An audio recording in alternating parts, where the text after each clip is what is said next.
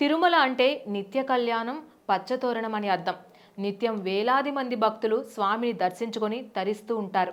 వైభవోపేతంగా వివిధ రకాలైన పూలమాలలు, పలు రకాలైన బంగారు ఆభరణాలను ధరించి జనాకర్షణగా నిలిచే కోనేటి రాయుణ్ణి దర్శించుకోవడం, ఆహా ఏమి నా భాగ్యమని భక్తులు తరించడం మనం చూస్తూనే ఉంటాం.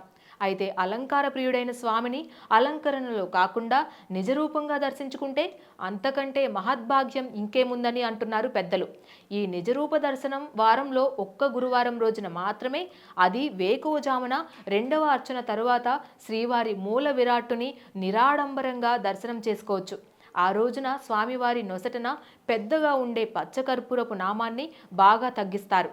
అలా తగ్గినప్పుడు స్వామివారి నేత్రాలు మనకు స్పష్టంగా కనిపిస్తాయి. దీనినే నేత్ర దర్శనం అంటారు. గురువారం రోజు మొత్తం నేత్రాలను దర్శించుకునే భాగ్యం కలుగుతోంది.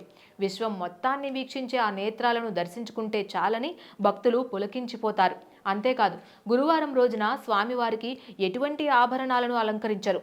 నగలకు బదులుగా పట్టుదోవతిని ధరింపచేసి పై పల్లెవాటు, మెడలో కంటలను అలంకరిస్తారు. బుగ్గన పెట్టే పచ్చ కర్పూరపు చుక్క, ఆహా అద్భుతం.